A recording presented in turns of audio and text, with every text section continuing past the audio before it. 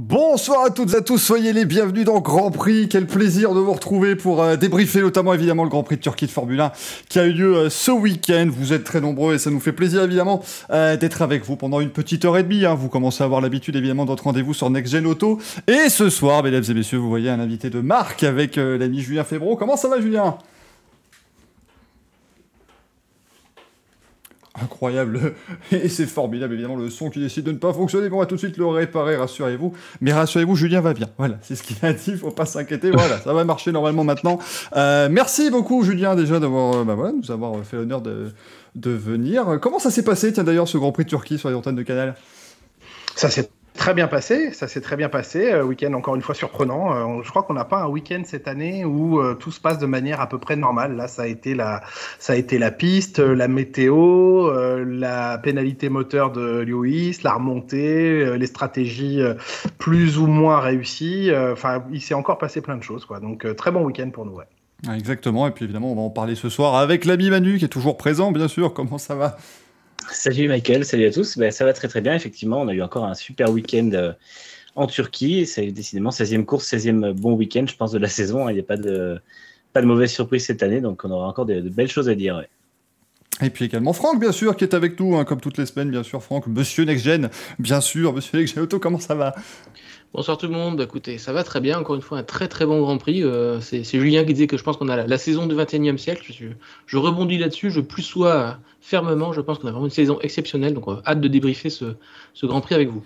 Non, nous parlerons évidemment surtout des saisons 2002, 2004, qui étaient de très très bonnes saisons de Formule 1 qu'on a tous ignoré.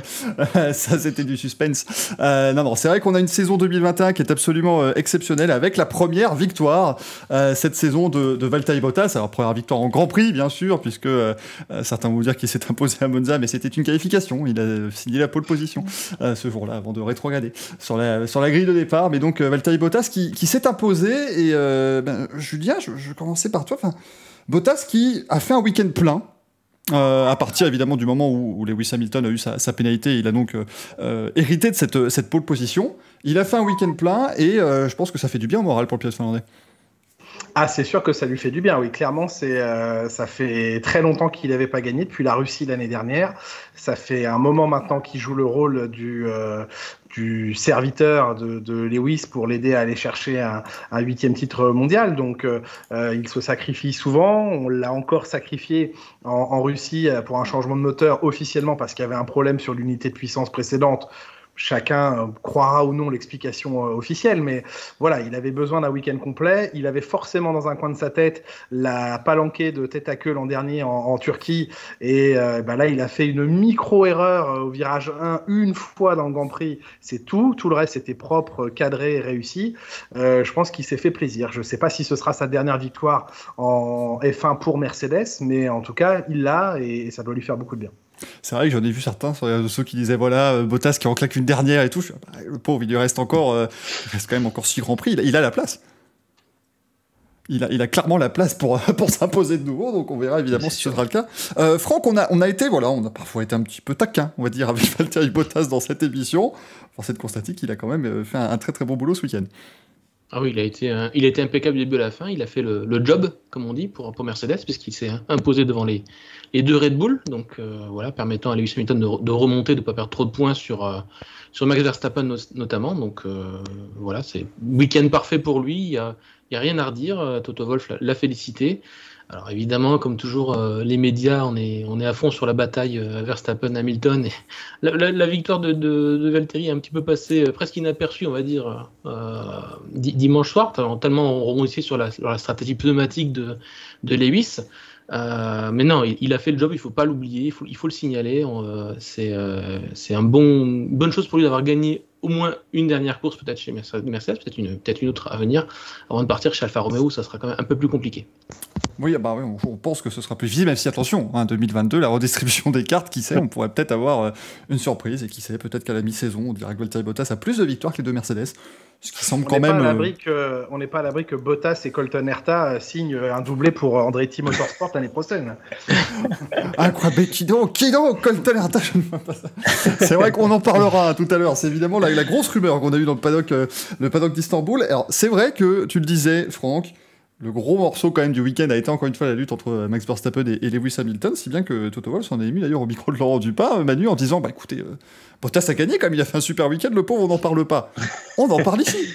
J'ai juste une petite explication quand même. Hein. Je rectifie, parce qu'effectivement, pour ceux qui ont regardé Formula One dans la foulée du Grand Prix, effectivement, Laurent Dupin s'apprêtait à remercier Toto Wolff et rendre la main au plateau à Paris, à Margot Lafitte. Il faut savoir que dans l'oreillette, on demandait à Laurent de rendre parce que l'émission arrivait à son terme et qu'il fallait clore l'émission. Donc, c'était pas une volonté de Laurent d'éluder la victoire de Valtteri. Au contraire, c'est juste qu'il y avait un problème de timing d'émission. Forcément, Toto Wolff, lui, il n'a pas ses considérations en tête et donc il s'étonne qu'on n'ait pas parlé de la victoire de son pilote. Mais voilà, c'était pas une erreur du tout de Laurent Dupin, c'était une consigne de la régie nous demandant de rendre rapidement la main. Voilà. C'est pas toujours simple. Vas-y Manu. Je pense que de toute façon, ça a été un peu le cas de tous les médias. À mon avis, ils sont passés chez Sky Sports après et ça a été pareil. Et nous, on voit bien qu'on parle beaucoup plus. On a parlé en tout cas dimanche beaucoup plus de la stratégie que de la victoire de Bottas, même si effectivement Bottas a été super bon. On l'avait pas vu à un tel niveau depuis longtemps. Faut pas oublier que c'est que son deuxième hat-trick en carrière, donc ça montre qu'il a un super niveau. Il y a un peu lui qui s'est souvent vanté d'arriver Bottas 2.0, 3.0. Là, on sent finalement que depuis qu'il a signé chez Alpha, on voit vraiment un Bottas libéré qui n'a pas de problème et pas de scrupules, on va dire, à aller chercher des pôles et des victoires. Donc c'est bon pour Mercedes aussi, parce que mine de rien, il va les aider forcément à jouer le titre constructeur. Et puis voilà, ça leur a permis, là où ils avaient justement Hamilton qui était en retrait par la force des choses, de contrer Verstappen et de lui reprendre 8 points, ce qui est pas négligeable dans l'optique du championnat. Ça a limité la casse encore plus avec la 5e place de Lewis. C'est ça, effectivement, c'était très important le travail de Valtteri Bottas ce week-end. Il a été impeccable et c'est vrai qu'on avait cette petite crainte à partir du moment où on savait qu'il pleuvrait, en tout cas que la piste serait humide pour le départ du Grand Prix. On sait que Max Verstappen est toujours très bon dans ces conditions, ça allait pas forcément être facile de garder derrière. Il a absolument fait le travail. Et donc il faut le saluer, Valtteri Bottas. J'espère, Manu, parce qu'on l'a déjà sorti le couplet après Monza, on l'a dit, mais écoutez, regardez, il est libéré, il a signé chez Alfa Romeo. Et puis le Grand Prix de Russie était pas terrible, donc on espère que ça va bien se passer pour Valtteri Bottas dans ses prochaines courses, mais évidemment on ne peut pas ne pas évoquer Max Verstappen qui termine 2e et Lewis Hamilton 5e. C'est la lutte pour le titre de toute façon, ça continue, on échange les positions en tête du championnat du monde. C'est une lutte qui est de toute façon exceptionnelle. C'est vrai qu'en regardant là, une lutte d'une telle intensité vraiment entre deux équipes différentes, dans le 21e siècle, on n'en a pas eu des masses à ce point-là, véritablement acharnées, donc ça fait plaisir, bien sûr, de voir ça. Verstappen qui fait 2e, qui a très très bien limité la casse. Il l'a dit lui-même, c'était quand même une course pas simple, en fait, Franck, parce que il faut, dans ces cas-là, c'est toujours compliqué, on veut essayer de tirer profit de ces conditions difficiles, mais en même temps, il ne faut pas faire l'erreur qui va tout détruire. Oui, alors, il avait sa chance effectivement au départ. Malheureusement pour lui, il n'a pas réussi à dépasser Valtteri Bottas. Donc après, il a dû le suivre. Il a peut-être essayé d'attaquer pour voir s'il pouvait suivre le rythme de la Mercedes. Mais même sous la pluie, la Mercedes était vraiment la plus rapide ce week-end. Grosse vitesse de pointe aussi. Donc à dépasser sur la piste, c'était impossible pour Max Verstappen. Donc voilà, le but pour lui, c'était d'assurer cette place, je pense. D'assurer ses 18 points. Peut-être qu'avec un peu de chance, Valtteri Bottas partait en tête à queue ou aurait fait une erreur devant. Mais sinon, à la régulière, il ne pouvait pas jouer la victoire. Donc voilà, il a assuré le maximum, il n'a pas fait d'erreur, il n'a pas fait de bêtises. Le week-end parfait pour Max Verstappen dans ces conditions-là, donc rien à redire moi de mon côté. Et puis il était aussi très, très content de cette 2e place, donc ce qui veut dire que pour lui, le job était fait aussi. Il reprend effectivement, Julien, 8 points à Lewis Hamilton. Ce sont des points importants, surtout qu'on arrive à cette fin de championnat, et que si on compare finalement la situation en Russie où il est remonté en 2e position après un changement de moteur, Hamilton n'en remonte que 5e, c'est un bénéfice net pour Red Bull et pour Verstappen. Oui, au jeu des changements de moteur, c'est clair que la meilleure opération pour l'instant, elle est côté Red Bull. Est-ce que Red Bull économise un peu plus sa puissance moteur par rapport à celle de Mercedes? Il y a que l'issue du championnat qui pourra nous donner éventuellement une réponse, mais c'est vrai qu'il a fait une opération correcte. C'était pas une course facile pour lui et c'était une course piégeuse à cause des conditions, piégeuse sur le moment stratégique de changer de pneus, piégeuse quand on a vu à quel point les pilotes ont souffert au moment de ressortir des stands avec des pneus neufs. Ils ne fonctionnaient pas immédiatement en passant par une phase de graining importante. Ça a failli couler la course d'Hamilton. C'était une course difficile, même si elle a pu paraître un peu limpide. Elle a été tout sauf facile pour les pilotes. très clairement. Manu, Lewis Hamilton, bah voilà, un 5e place. Il a été très bon d'ailleurs, hein, surtout le premier relais. Même si on l'a senti peut-être un peu dans cette optique championnat. Quand il était derrière Yuki Tsunoda, c'est vrai que j'ai trouvé qu'il prenait pas de risque. Et voilà, il voulait pas faire l'erreur bête parce que c'est vrai qu'on ne sait jamais dans ces conditions, c'était pas simple. Mais alors bon, la deuxième moitié de l'épreuve, je pense que là, ce fut très compliqué pour lui, pour Bono, pour un petit peu tout le monde chez Mercedes. Hein. C'est ça, c'est vrai que comme tu dis, il a vraiment joué le championnat. On voit qu'il n'a pas hésité à croiser un peu plus le fer avec Pérez, puisque je pense qu'il avait plus confiance sur l'expérience de Pérez qu'en la jeunesse de Tsunoda. Et c'est vrai que Tsunoda, on sent qu'il n'a jamais cherché. En plus, les conditions étaient un peu plus piégeuses, donc il y avait quand même plus de risques de se retrouver vraiment dans une situation compliquée, à soit rater un freinage, soit que Tsunoda rate le sien dans le virage. Donc, je pense qu'il a préféré assurer le coup et effectivement, il était quand même en capacité de remonter de toute façon derrière. Il a pris le temps qu'il fallait. Après, on l'a vu de belles batailles quand même en piste. Par contre, c'est vrai que la deuxième partie de course a été compliquée parce qu'effectivement, je pense qu'ils ont vraiment misé tout le long sur la stratégie à 0 arrêt sans réfléchir ou en tout cas sans penser que le début de course à attaquer allait leur coûter si cher en termes de dégradation. Et on voit effectivement que ça a déjà coûté cher à Esteban Ocon dans les derniers tours alors qu'il avait moins attaqué. Et Mario Isola a dit après la course que les pneus d'Hamilton à tour égaux étaient plus abîmés que ceux d'Ocon. Donc on peut penser que c'était quand même un gros risque d'aller au bout sans s'arrêter. Et effectivement, il avait tellement fait l'effort de remonter, c'était trop dangereux de tout perdre en fait, pas après être monté et pas après que Verstappen a pu marquer 18 points en partant lui du fond de grille. Donc Mercedes a joué la prudence, même s'il ne l'a pas compris sur le moment. Je pense que voilà, il a dit depuis qu'il avait compris et qu'il avait regardé, qu'ils avaient débriefé. Mais c'est vrai que les conditions étaient très compliquées et c'était lui qui avait tout à perdre ce jour-là. C'était pas les autres. Donc ça a pu paraître, je pense, pour lui dans le cockpit une stratégie perdante. On a vu les images après la course où il passe quelques dizaines de secondes à ne rien dire et à secouer la tête. Mais au final, je pense que Mercedes a fait ce qu'il fallait parce que de toute façon, ils avaient besoin de marquer des points. Et si ça se joue à 10 points en sa faveur en fin de saison, on saura que c'est cette stratégie-là qui a probablement sauvé le championnat, quoi. Ah, effectivement, alors c'est vrai que ça fait 2 courses maintenant avec le Grand Prix de Russie où on revoit un petit peu justement les pilotes qui prennent aussi parfois les décisions ou qui vont à l'encontre, en tout cas des décisions de l'équipe. On l'a vu avec Lando Norris au Grand Prix de Russie, ça n'a pas fonctionné. Et si Lewis Hamilton, Julien, c'était la bonne stratégie, je pense, chez Mercedes. En tout cas, évidemment, c'est toujours beaucoup plus simple de le dire après coup, mais le Britannique, du haut de son expérience, avait peut-être aussi raison de questionner le bon fonctionnement vu comment ces pneus marchaient à ce moment-là. Oui, il a questionné le fonctionnement et la stratégie en Russie. Il a obtempéré à la deuxième vindicte de son ingénieur de rentrer au stand. Ça a payé, il a gagné la course. Là, ils ont, je pense, un peu hésité. Probablement aurait-il dû écouter Lewis et le laisser aller au bout. Ça pouvait aller au bout. Esteban l'a prouvé. Et c'est surtout que le timing de l'arrêt au stand d'Hamilton est plus bon parce qu'il n'a plus le temps derrière de se sortir de ce graining et ça le met en grande difficulté. Il a même de la chance de retrouver un tout petit peu de vie sur les derniers tours. Sinon, Pierre Gasly pouvait l'avoir aussi.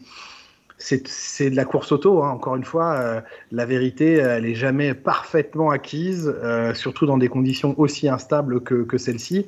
Une méconnaissance du fonctionnement du pneumatique intermédiaire dans ces conditions spécifiques, à la fois d'une piste grasse, mais d'une piste très agressive sur le pneu. C'était un petit peu un plongeon dans l'inconnu cette année, et chacun a géré au mieux. Bon, on peut, comme vous l'avez dit les uns et les autres, on peut toujours mieux faire une fois que la course elle est finie. On peut refaire le scénario et la jouer différemment, mais ça c'est pas la vraie vie, ça. Ce serait un peu ennuyant pour nous s'ils avaient toutes les infos d'entrée de jeu à chaque fois. Vas-y Manu. C'est vrai que pour rebondir sur ce que dit Julien, justement, quand ils ont demandé la première fois à Lewis de rentrer au stand, lui a refusé. Et en fait, avec le recul, ça aurait été la meilleure solution pour lui de s'arrêter quasiment au même moment que les autres. Mais à ce moment-là de la course, ça paraissait totalement logique pour lui, qui était dans une situation vraiment différente, notamment de Bottas et Verstappen, de tenter quelque chose de plus agressif et d'espérer aller au bout. Donc, c'est vrai que là, ça fait quand même plusieurs Grands Prix où on a des courses qui sont vraiment imprévisibles et qui défient les stratégies. On voit qu'il y a eu plus tôt dans la saison, que ce soit au Paul Ricard pour Red Bull ou à Barcelone pour Mercedes, des stratégies très complexes qui ont été appliquées et qui ont été réussies. Et là, on voit que c'est quelque chose qu'ils ne peuvent plus faire depuis 2 Grands Prix où ils sont obligés de réagir quasiment à l'instant. Donc, c'est hyper compliqué, quoi. Ouais, et puis c'est des conditions, c'est vrai qu'en plus un pneu intermédiaire c'est toujours très compliqué à gérer parce que il faisait, c'était trop sec pour vraiment que les intermédiaires puissent vraiment être dans leur très bonne fenêtre de fonctionnement, et c'était trop humide comme l'a montré Sébastien Vettel malheureusement pour lui, pour des pneus slick. Merci à lui du sacrifice. Ah, c'était très gentil, là j'ai trouvé que vraiment voilà, il s'est vraiment sacrifié pour la nation parce que c'est lui qui l'a décidé, il a dit voilà, son équipe, il se demandait est-ce qu'on mettrait des softs, il dit mettez des méniums, allons-y, on va bien voir ce que ça a donné.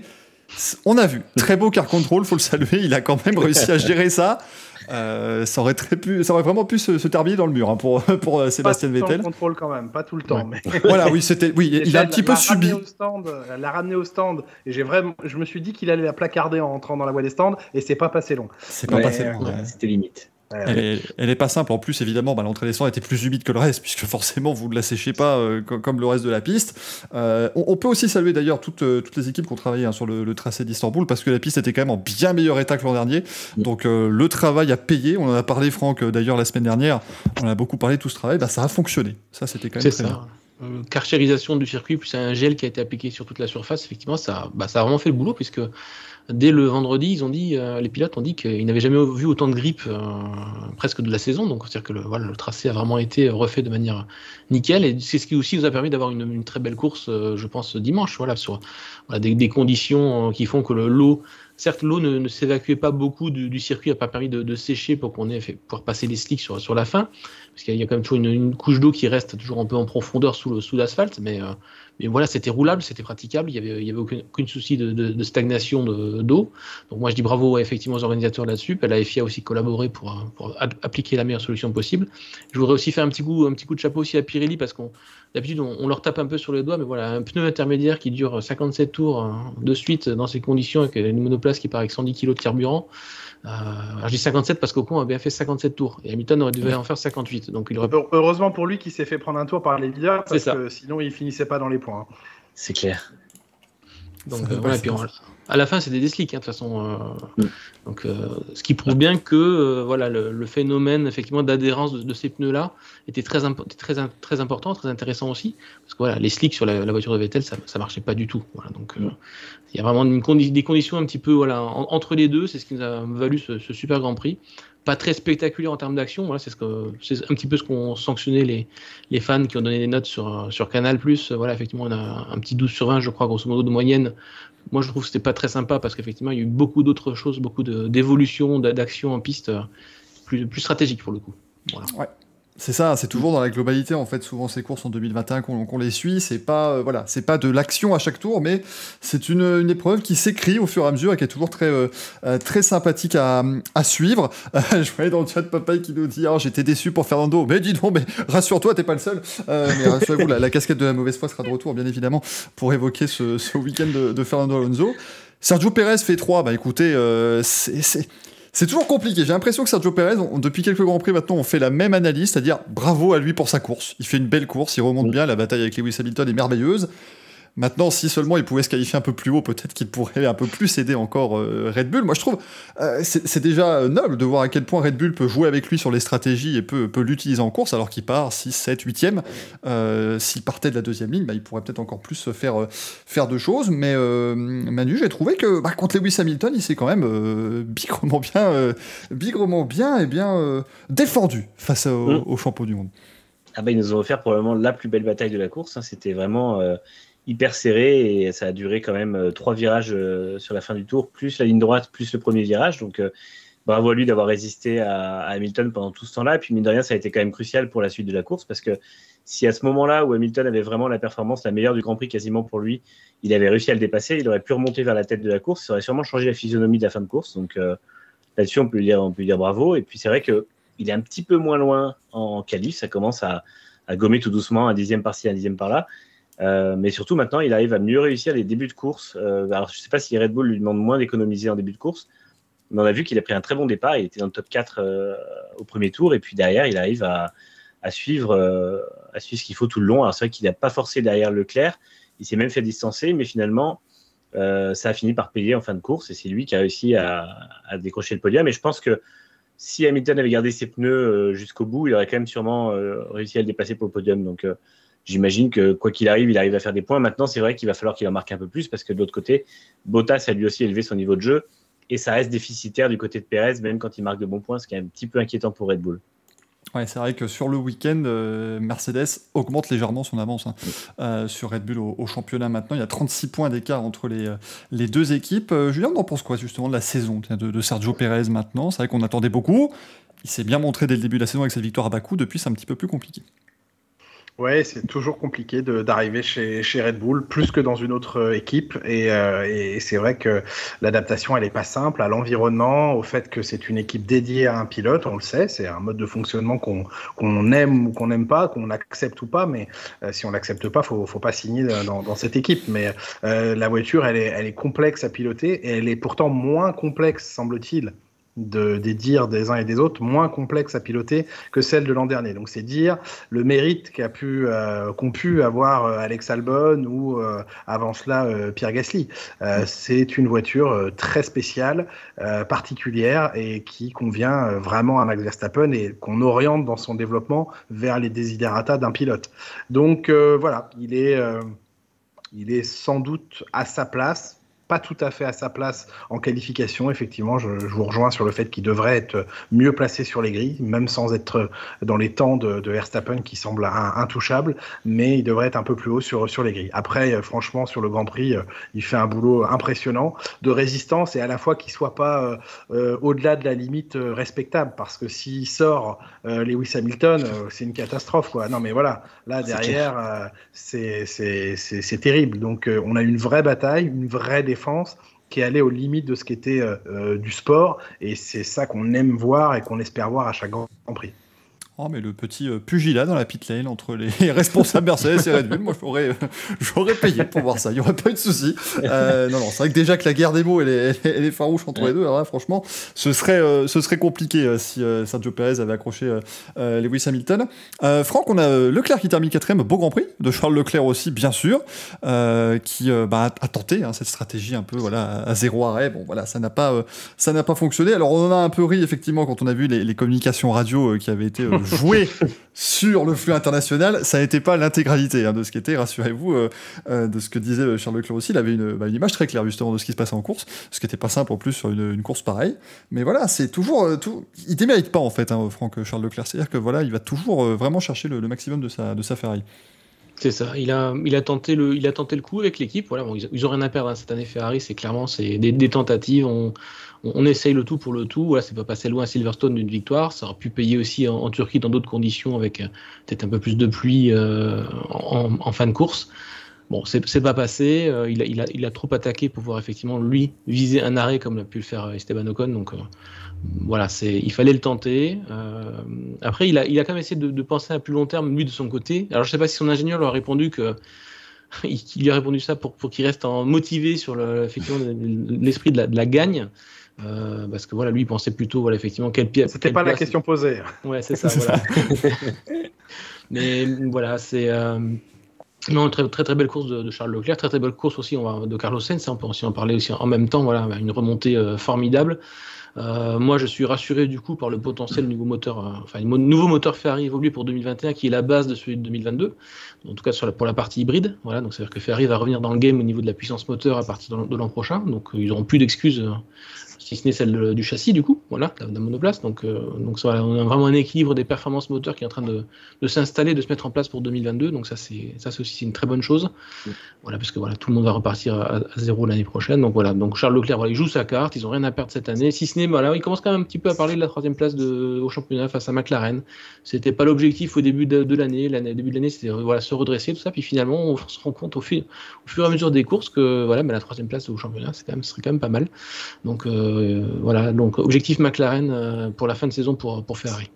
C'est impressionnant, Julien, de voir justement le retour de Ferrari, parce que l'an dernier, c'était vraiment quand même... alors, la Turquie était le seul bon week-end de Ferrari dans ces conditions justement difficiles, mais alors, sinon, ils étaient vraiment largués. Et même dans des conditions où le règlement technique est quand même plutôt figé, ils ont réussi à trouver pas mal de ressources. Et puis, Carlos Sainz fait aussi une très bonne première saison. Oui, il est impressionnant. Carlos Sainz, honnêtement, il a une capacité d'adaptation qui m'impressionne. J'ai pas un avis ultra tranché sur ce pilote en termes de capacité, de pilotage. Enfin, bien sûr qu'il est bon, bien sûr, mais voilà, je sais pas si vous dire s'il vaut mieux qu'un Ricciardo, s'il vaut moins bien qu'un Norris. Je sais, on a du mal à le cerner, mais mine de rien, quand on regarde les datas, les chiffres, bah, il est là, il est devant Charles Leclerc en termes de points. Alors peut-être plus maintenant avec le classement de dimanche, mais en tout cas, il est pour une première saison chez Ferrari complètement dans son rôle de quelqu'un qui cherche à bien s'intégrer, qui a d'ailleurs pris ses quartiers à Maranello pour vraiment faire le job, quoi. Et c'est vrai qu'il faut le féliciter pour ça. Et pour ce qui est de la Scuderia, voilà, il sort d'une période très compliquée. Ça va mieux au niveau moteur. La dernière évolution moteur semble apporter une puissance estimée à 15-20 chevaux, donc c'est énorme sur un moteur aussi abouti. On est à la fin du cycle de développement de ces moteurs et de ces unités de puissance. Ce qui a été apporté en Russie pour Charles a bien fonctionné. Ce qui a été apporté également pour Carlos Sainz ce week-end en Turquie a bien fonctionné aussi. C'est très prometteur au moins pour 2022. Ouais. Il a un demi-point d'avance, Carlos Sainz, actuellement sur Charles Leclerc. Ce qui est très important. Demander à la Prost, c'est très important. Ça peut faire toute une différence. Alpha point. Ça peut se jouer, mais c'est vrai que oui, c'est très serré et ça fait, c'est un petit peu la surprise quand même de cette saison. J'avoue que de tous ceux qui découvrent une nouvelle écurie, c'est Carlos Sainz qui s'en sort le mieux, très clairement cette année. Alors effectivement, en qualification, il a parfois un peu de mal, mais en même temps, Charles Leclerc en qualification sort des tours absolument de folie et on peut comprendre, mais en course, ça marche bien. Oui, Franck. Ouais, non, on notait dans le chat effectivement la stratégie de Ferrari en qualification de sortir Carlos Sainz juste au moment où il faut en Q2 pour éliminer Ricciardo et en plus donner la spie à Leclerc. C'est grandiose parce qu'en général Ferrari en qualification c'est toujours une cata. On comprend pas ce qu'ils font. Là ils ont sorti 2 coups magiques en l'espace de 10 minutes. Donc on va vérifier si le stratège était toujours le même. J'ai pas reçu le communiqué de presse, mais il y a dû y avoir un truc, c'est pas possible. Ils ont dû... cette année globalement on voit des meilleures stratégies chez eux. Je pense qu'ils ont, je sais pas si c'est la même personne qui est à la tête du département, c'est toujours le même. Ouais, ils ont dû rajouter des personnes quand même qui bossent avec lui et qui dans les ingénieurs qui font les décisions en live, parce qu'il y a quand même plus de bonnes stratégies cette année que les années d'avant, surtout que 2019-2020 où c'était quand même vraiment difficile, quoi. En stratégie, je voyais le chat qui me disait Pérez, génial, ça change des défenses et des stratégies de défense de Bottas notamment. Et Nico qui me dit la défense de Bottas en Hongrie sur Verstappen, ça a bien fonctionné. C'est vrai. Peut-être un petit peu violent, mais ça a porté ses fruits. Ce n'était pas fait exprès, parce qu'avant de lancer des dramas. Ne dit-on pas que la meilleure défense c'est l'attaque? Exactement. Là, ils lui ont dit, à mon avis, après chez Mercedes, c'est bien, Valtteri. Maintenant, ça nous a coûté de l'argent, fais autrement. Voilà. Et donc, il a gagné. C'est un vrai problème. D'ailleurs, c'est un vrai problème. On en a parlé sur Canal ce week-end. Il y a un vrai problème lié au plafond budgétaire des équipes de pointe, et elles sont plusieurs, sont en ce moment en vrai souci de redescendre sous la barre du budget cap, parce que pour l'instant, certaines le dépassent de plusieurs millions, et ils ont un vrai souci pour régler ce souci qui peut... ils ont un vrai souci pour régler ce souci. Elle est pas mal, cette phrase, Julien. Mais voilà, ils sont dans la difficulté parce que s'ils dépassent ce plafond budgétaire, ça va coûter des points, ça va coûter... voilà, il y a un vrai dossier. Ouais, on rappelle que le fair play financier, Manu, c'est quelque chose qui est surveillé de très près et qui peut ensuite coûter effectivement très cher. On a un palier de pénalité qui va de quelques petits points en championnat à l'exclusion pure et simple, mais ça, il faut avoir dépassé de beaucoup de millions, à mon avis. Ouais, la grosse inquiétude, en fait, c'est que ces équipes-là, qui finalement dépassent de beaucoup le budget dans l'opérationnel, risquent de devoir le compenser sur le développement en fait, de la saison prochaine. Et de limiter les sessions en soufflerie, de limiter les nouvelles fabrications de pièces. Et en fait, on ne se rend pas compte, mais ça peut être un vrai gros problème pour elle, parce que finalement, on va se retrouver dans une situation qui risque d'aggraver en défaveur des équipes anciennement les plus riches le plafond budgétaire. Et en fait, on se retrouverait potentiellement dans le même genre de situation que 2009, où finalement, les équipes, 2008, où les équipes de pointe n'avaient pas réussi à rattraper le temps perdu dans le développement et étaient plus en retrait la saison suivante. Donc, je ne sais pas qui, à part une Mercedes ou Red Bull, est dans ce problème-là, mais en tout cas, je pense que pour ces deux équipes-là, ça va être vraiment difficile de bien se conformer sans avoir des pertes soit financières derrière, soit sportives. Ouais, puis c'est vrai que c'est même dommage pour elles, parce qu'effectivement, elles étaient déjà au-delà du budget capé à la base, elle devait donc évidemment réduire leurs dépenses, et elle se retrouve avec plein de gros accidents qui coûtent quand même très cher. Alors évidemment, on est en train d'avoir cette espèce d'escalade. Au début, on nous annonçait 1 million, 1,5 million. Bientôt ça va coûter 15 millions pour refaire un châssis. Mais en tout cas, c'est sûr que ce sont des choses qu'il va falloir surveiller et qui peuvent impacter, bien sûr, la saison prochaine. On ne le souhaite pas, on espère évidemment que tout le monde pourra défendre ses chances, mais après, ça permet aussi au peloton de se resserrer. Donc évidemment, c'est la volonté derrière tout cela. Pierre Gasly qui termine. Oui, vas-y, Franck. Non, juste, on en parlera après, mais ça explique peut-être aussi la stratégie de Mercedes de miser un peu plus sur le moteur, parce que le moteur, il est hors budget cap. Donc voilà, de sortir les chevaux ultimes du V6. Voilà, on avait plusieurs, je pense, une grosse marche chez Mercedes pendant plusieurs années. Cette année, on se dit peut-être qu'effectivement, on a chopé 25, 30, 40 chevaux de plus. Alors, à voir quelle sera l'estimation pour ces 15 à 20 km/h de plus en ligne droite, selon Christian Horner. Mais voilà, on se dit, quitte à passer un 4e moteur qui est de façon hors budget cap, autant faire tourner ceux qui nous restent dans le pool le plus fort possible. Donc, et c'est un moyen de rattraper des dixièmes qui ne peuvent pas développer côté châssis. Voilà, donc ça a été aussi la stratégie un peu chez Honda avec ce moteur qu'ils ont poussé 1 an plus tôt pour essayer vraiment de sortir par la grande porte. Pour l'instant, ça porte ses fruits. On va voir évidemment comment ça va continuer. Mais de toute façon, cette saison change tellement en tête du championnat qu'à mon avis, on va encore avoir pas mal de rebondissements jusqu'à la fin de cette saison. Pierre Gasly qui termine 6e. Encore une fois, un beau week-end de la part de Pierre. Julien, vraiment...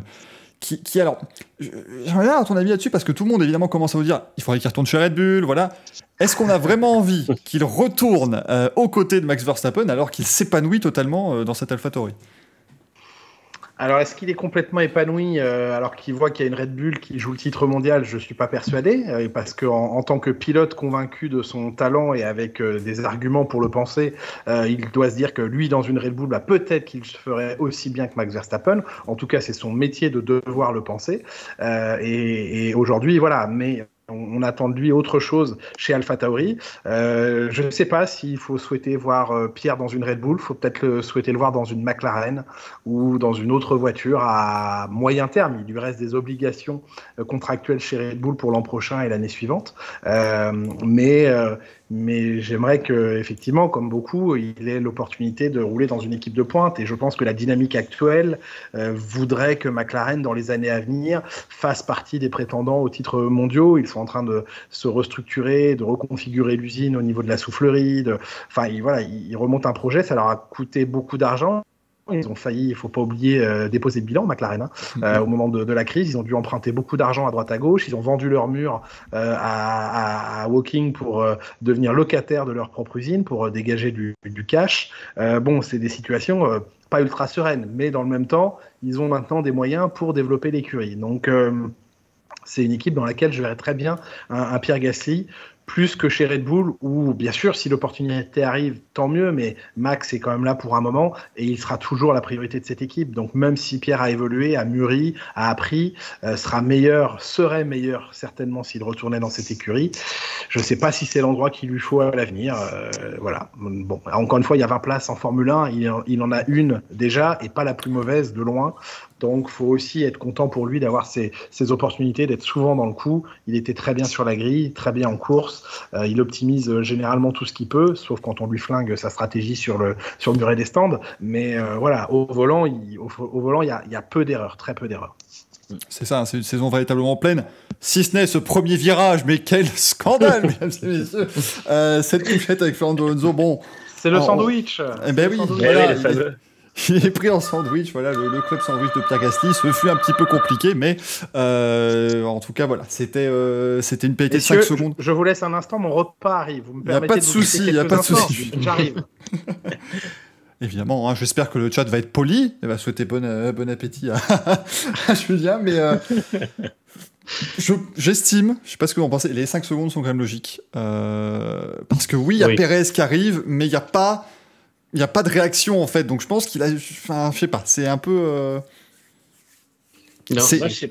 c'est entre sévère et bon pour moi. Vas-y, Franck. Non, moi je trouve que c'est logique pour le coup, parce que il dit qu'il fait prendre switch, mais il y avait quand même de la place encore à gauche. Donc il prend vraiment sa trajectoire sans se soucier d'Alonso à côté de lui. Donc pour ce coup-là, je suis désolé. Alonso avait raison sur le coup de s'énerver. Bon, après, il y a peut-être eu des mots un peu forts, puisqu'après, à la course, voilà, il dit, bon, voilà, c'est l'incident du moment de la course et tout, mais... Il n'a jamais de mots trop forts. Mais non, une petite faute à Pierre, là, quand même, sur ce coup-là, parce qu'il pouvait resserrer un petit peu sur la gauche. Alors après, c'est toujours pareil. Vous êtes lancé sur une monoplace, sur une piste que vous découvrez, avec l'adhérence super précaire. Estimer un départ sur le sec, savoir quelle vitesse vous pouvez prendre un virage avec des pneus moyennement chauds, pas forcément au top avec du monde à gauche et du monde à droite, c'est pas évident. Sur une piste qui est mouillée, qui est grasse, qui est pas encore où les voitures sont pas passées, c'est extrêmement difficile de juger quelle est la bonne vitesse pour attaquer le premier virage. Donc peut-être que Pierre s'est laissé emporter par son élan, et du coup voilà, effectivement Pierre ne pouvait pas resserrer sur la gauche et du coup a été obligé de continuer sur sa lancée, sur sa trajectoire et du coup prendre Fernando. Mais voilà, s'il avait la totale maîtrise de sa voiture à ce moment-là, effectivement, il aurait peut-être dû un peu plus resserrer vers la gauche. Mais ça, il n'y a que lui qui peut le savoir. C'est vrai que c'est jamais facile. Antoine Allison le disait d'ailleurs au début du week-end. On avait eu un essai de départ en essai libre avec Max Verstappen. Il disait c'est tellement compliqué de savoir où freiner déjà sur le sec quand vous êtes sur un départ de Grand Prix avec les pneus froids et tout ce genre de choses. Là, évidemment, les conditions étaient plus compliquées, Manu.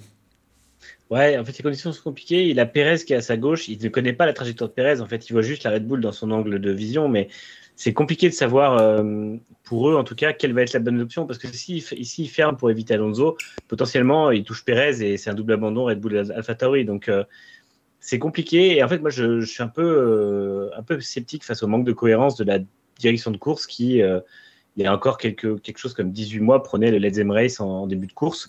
Et aujourd'hui, on voit que dans un premier virage sous la pluie, on a quand même des pénalités qui tombent. Donc, je pense qu'il faudrait revoir le truc. Alors, c'est compliqué parce que c'est sûr que quand il y a certaines situations où il y a un pilote qui fait une erreur, mais là, quand c'est un sandwich comme ça, le dernier qu'on a eu à ce point-là, je crois que c'était l'an dernier en Turquie. Je ne sais plus s'il y avait une pénalité, mais là, celui d'avant, c'était en Russie il y a 2 ans, où il n'y avait pas eu de pénalité. Donc, ils ont du mal quand même à statuer sur ces incidents-là. Et là, le problème, c'est qu'en plus, il y a la pluie qui rentre en compte. Les conditions sont très difficiles et les voitures sont lourdes, donc les pneus sont froids. Enfin, il y a vraiment tout qui est compliqué.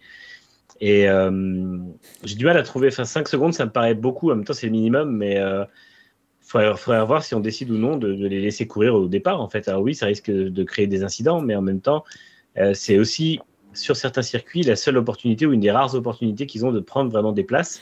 Et on peut comprendre que les pilotes tentent un peu le tout pour le tout, et des fois, ça passe pas. Donc après, à voir si on les autorise ou non à ça, quoi. Effectivement, alors c'est vrai quand on voit que Pierre prend 5 secondes et que Fernando Alonso aussi pour un incident qui était peut-être un peu plus gros sur Mick Schumacher, parce que là c'est vrai que c'est dommage, mais il se ruine encore un petit peu plus sa course, hein, Fernando Alonso après ce départ houleux. Voilà, c'est vrai qu'il faut encore peut-être discuter des pénalités, mais j'ai l'impression qu'on fait ça évidemment tout au long de l'année et c'est toujours de toute façon voilà, c'est un peu comme dans tous les sports, on parle beaucoup de l'arbitre bien sûr, et voilà, on parle des décisions, c'est normal, et de la manière dont elles étaient prises. Tu parlais Manu des conditions, c'est Lando Norris qui disait il était lui très en difficulté dans les premiers tours, et il l'a dit que vraiment au niveau de la visibilité les conditions étaient très très mauvaises pendant un bon quart de course. Il s'est fait assez peur. C'est vrai qu'on a encore on se rappelle évidemment Julien de Spa-Francorchamps et de cette épreuve que ça a été évidemment de meubler pendant tout ce temps-là, mais surtout d'un Grand Prix qui n'a finalement pas eu lieu. Voilà, il a eu lieu. Enfin, il a eu lieu, oui, effectivement. Oui, en plus, je suis le premier à le dire. Mais oui, il a eu lieu. On a eu un Grand Prix de Belgique qui n'a pas duré longtemps, certes, mais il a eu lieu. Mais effectivement, on a toujours ce problème, entre guillemets, avec ces voitures modernes de Formule 1 qui, certes, évacuent bien l'eau, ce qui permet de bien rouler, mais malheureusement, derrière, c'est très compliqué pour tout le monde.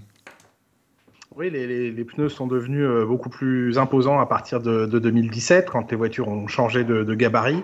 Et c'est vrai qu'aujourd'hui, ils évacuent beaucoup d'eau, donc ils remplissent bien leur rôle d'évacuation.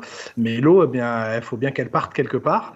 Et c'est vrai qu'à haute vitesse, on voit le panache d'eau que ça crée, le spray, comme on dit. Et en début de course, hier, il y avait encore beaucoup d'eau. Même si la piste a évacué une partie de son eau hier, même si elle n'a pas réussi à sécher complètement, au début, c'était des rideaux de spray, et effectivement ça dégrade très très vite la visibilité.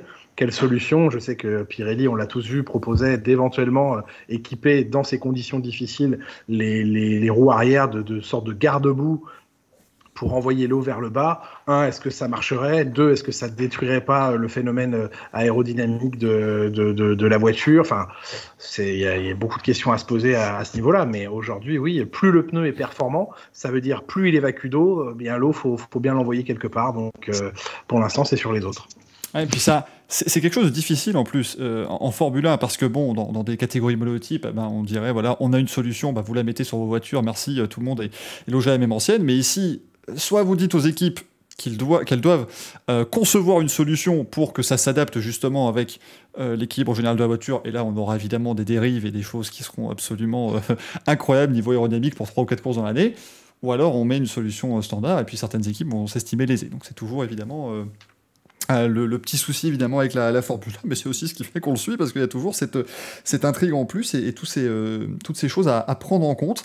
Bon, Lando Norris 7ème, on a Daniel Ricciardo qui finit 13, c'était pas un week-end facile non plus pour McLaren, qui en a quelques-uns cette saison, mais le problème c'est qu'ils commencent à s'accumuler. On a eu Zandvoort il y a pas très longtemps, ici maintenant c'était pas non plus un week-end où les McLaren étaient très en verve. Franck, c'est peut-être un petit peu... je ne vais pas dire forcément inquiétant, mais il faut faire attention dans la lutte pour la 3e place parce que la Ferrari commence à être bonne sur tous les circuits de toute façon. Donc, ouais, c'est ça. Ce que j'allais dire, c'est que quand la Ferrari est bonne, la McLaren est mauvaise, et le contraire. On a eu un petit peu ce scénario-là de temps en temps cette année. Oui, non, là, Daniel Ricciardo a éliminé dès la Q1 sur le mouillé. Bon. Voilà, pourtant, voilà, c'est quand même s'il y a bien des conditions de piste qui doivent favoriser le pilote, c'est bien la pluie. Le voir toujours aussi loin de Lando Norris, moi ça me fait quand même un peu peur. Alors vivement, voilà, on dit ça aussi pour Sergio Pérez, on dit ça pour d'autres. On l'a souvent dit sur Grand Prix Talk le soir, c'est vivement la réglementation de 2022 où toutes les monoplaces seront remises à zéro et il n'y aura plus de monoplaces conçues plus pour l'un ou plus pour l'autre. Et donc là, forcément, on aura vraiment la vraie performance de chaque pilote par rapport à son équipier. Voilà, Ricciardo, il arrive dans un contexte assez difficile chez McLaren où l'adaptation n'a pas été simple pour lui. Et moi, c'est pas sa victoire de Monza, son reset de la pause estivale qui fait que tout va mieux d'un coup. Non, les problèmes, ils sont toujours là, ils seront là jusqu'à la fin de l'année. Il va falloir s'y faire. Je pense que chez McLaren, ils s'y font aussi. Le tout, c'est de les diminuer pour minimiser la perte face à Ferrari. Mais bon, il faut pas oublier que s'il n'y avait pas eu le doublé à Monza, Ferrari serait loin devant en championnat constructeur. Hein. Donc, je pense que chez McLaren, il commence à sentir le vent tourner. Effectivement, on en parlait de cette McLaren qui commençait à titiller les grandes équipes. On l'a vu aussi en Russie, avec un excellent Lando Norris qui n'a pas forcément été très récompensé évidemment de sa belle course, mais il va falloir s'améliorer du côté de Woking. Lance Stroll 9ème, écoutez, encore une bonne assurance tout risque pour Aston. Hein. De toute façon, c'est un peu dommage. Il faudrait que chez Aston, les deux voitures fonctionnent correctement tout un week-end, et en tout cas que les deux pilotes puissent les exploiter au maximum, parce que pour l'instant, j'ai l'impression qu'à chaque Grand Prix, et je ne sais pas si tu vois un peu ça pareil, Julien, mais on dit à chaque fois de l'un des deux pilotes, il a bien géré pour l'équipe, il a permis à l'équipe de marquer quelques points, et l'autre était loin. C'est un peu compliqué pour les deux. Ouais, c'est compliqué. Ouais, c'est vrai. Il y a des grosses disparités. Maintenant, voilà, encore une fois, on est sur une des rares saisons où il y a eu beaucoup de changements d'une équipe à l'autre entre des pilotes, avec des monoplaces qui ont quand même évolué. On n'a pas l'impression visuellement qu'elles ont beaucoup changé, mais la modification de fond plat a énormément créé de soucis aux uns et aux autres. Et puis deux monoplaces de deux écuries différentes sont vraiment jamais comparables en termes de freinage, ne serait-ce que d'amorce de freinage, de choses comme ça. Et les pilotes sont plus ou moins sensibles. Donc le travail réalisé par l'un ou l'autre sur des week-ends de course est parfois difficile à juger parce que ils ont besoin d'être tellement à la limite dans leur pilotage que si vraiment l'outil leur convient pas, ça crée tout de suite de grosses disparités, quoi. Exactement, et c'est vrai que ça se voit particulièrement chez Aston, mais ça fait encore 2 points. Voilà, je pense que c'est un petit peu ces arrivées en fin de top 10 qui sont importantes pour Aston, et essayer au moins de marquer des points à chaque course, ce sera déjà pas mal avant le changement de réglementation et avant de repartir peut-être d'un meilleur pied. En 2022, Manuel Esteban Ocon termine 10ème avec des pneus qui étaient vraiment à la corde, là pour le coup. Ce qui était très bien d'ailleurs, je remercie Esteban Ocon pour ça, c'est qu'il permet de voir véritablement, on voit tout ce qui est carrossage, tout ce qui est réglage véritablement au niveau des pneus sur les Formule 1, puisqu'il y avait des pneus tout à fait intermédiaires à l'extérieur et des pneus slick à l'intérieur. Ouais, c'était assez affolant, et c'est vrai que on voit que l'état des pneus était différent selon les roues, donc ça montre bien la finesse des réglages, effectivement, comme tu dis, et ça montre bien les contraintes différentes que les roues subissent. Maintenant, c'est vrai que son pneu avant droit particulièrement était vraiment inquiétant. Il y avait une grosse cloque qui était à 2 doigts de faire un cratère littéralement. Je pense que la toile était vraiment pas loin en dessous, la corde. Donc c'est vrai que il était temps que ça se termine pour lui. Je ne sais même pas s'il n'aurait pas fini par avoir une crevaison s'il avait fait ne serait-ce qu'un tour de plus. Comme il l'a dit lui-même, il a dit que c'était vraiment très proche. Et on peut imaginer qu'au moindre freinage raté ou blocage de roue, le pneu n'aurait pas supporté ça. Donc, en tout cas, bravo à lui parce que les pneus, les courses commençaient et terminaient avec les mêmes trains de pneus dans des conditions comme ça sur une course qui fait toute sa distance. On n'avait pas vu ça depuis très longtemps, puisque même Mika Salo en 1997 à Monaco n'avait pas fini en fait la distance totale de la course. Donc là-dessus, ça reste une performance assez impressionnante. Il y a une très belle gestion de pneus de sa part et ça correspond en fait au dimanche quand même très très solide qu'il fait généralement. Le rythme n'est pas toujours là si la voiture n'arrive pas à trouver l'équilibre avec la voiture ou une bonne aisance à la limite de la voiture, mais par contre, il arrive toujours à faire quelque chose qui fait que, comme il avait dit samedi, il visait les points et il y arrive. Donc, bravo à lui et bravo pour avoir résisté. Je crois qu'il a perdu 16 secondes sur Giovinazzi en 3 tours, mais ça finit tout pile à 7/10. Donc, bravo à lui pour ce petit point, mais qui compte toujours. Ouais, effectivement, c'était très serré avec les deux Alfa Romeo derrière. Bon, beaucoup nous disent que Antonio Giovinazzi aurait peut-être pu aider un petit peu la cause de l'équipe en laissant passer Kimi. C'est vrai que c'était pas simple non plus. Ça termine 11-12. Julien, j'ai toujours cette impression en fait avec Alfa Romeo, on l'évoque toujours. Il y a beaucoup de grands prix cette saison où il y a une possibilité pour les équipes qui ne sont pas forcément devant. On l'a vu, Esteban qui gagne en Hongrie, Ricciardo qui gagne à Monza. On a des équipes qui rentrent dans les points, Williams qui marque beaucoup de points cette saison. Et puis Alfa Romeo, dans ces conditions-là, termine toujours entre la 11 et la 15e place. C'est vraiment compliqué pour eux, quoi. Ouais, il y a une grosse colère, hein, je peux vous dire, chez Alfa Romeo au lendemain de ce Grand Prix, parce que le fait de ne pas avoir swappé les positions plus tôt a ruiné la possibilité de rentrer dans les points, alors que franchement, elle y était. Il y a un nombre incalculable de temps perdu pour Raikkonen derrière Giovinazzi. Je crois que c'est 5 secondes, et à la fin, ça faisait une différence pour rentrer dans les points. Et oui, voilà, il y a des conditions qu'il faut réunir quand on n'a pas la voiture la plus rapide. Il faut surtout pas rater sa stratégie et tout optimiser. Et là, il y a un petit peu d'ego qui est rentré en jeu entre deux pilotes, et l'un d'eux qui n'a pas voulu échanger la position. À la fin, ça fait que l'écurie n'a pas de points. Ça fait plusieurs fois. C'est vraiment eux les plus souvent. Je pense qu'il faudrait reprendre tous les classements, mais je pense que c'est Alfa Romeo qui le plus souvent est à la porte des points sans y rentrer, quoi. Ah, c'est ça, et Giovinazzi, il roule aussi pour son avenir, bien sûr, il veut peut-être prouver ce qu'il sait faire, c'est pas la bonne manière. En agissant comme il a agi, non, mais hier, il a clairement pas agi comme il fallait pour essayer de garder son baquet, ça c'est sûr. C'est ça, voilà, je suis pas sûr que ça a aidé, là. Vas-y, Franck. Non, je pense que de toute façon, il sait déjà qu'il sera plus là, à mon avis. Soyons clairs.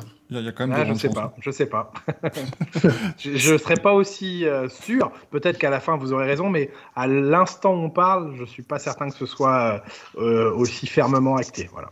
C'est un beau feuilleton, ce deuxième paquet Alfa Romeo. J'ai l'impression que le nom du deuxième pilote a changé 12 fois sur ces 5 dernières semaines. Manu, je tiens à préciser que dans le chat, ça pinaille. Rouli Brefin qui vous dit que en 2005, il faisait tout le Grand Prix avec un train de pneus. Tous. Et sur le sec. C'était des pneus faits pour aussi. C'était pas. C'était le règlement, on rappelle. Pour ceux qui découvrent, en 2005, vous étiez obligé de faire le Grand Prix entier en ne changeant pas de pneus. Vous pouviez simplement ravitailler en essence. Il y avait quand même des arrêts en plus. Ouais. Voilà, il y avait quand même des arrêts qui étaient forcément moins spectaculaires, parce on mettait juste de l'essence, quoi. Il y avait pas tout le balai des mécaniciens comme on peut voir aujourd'hui.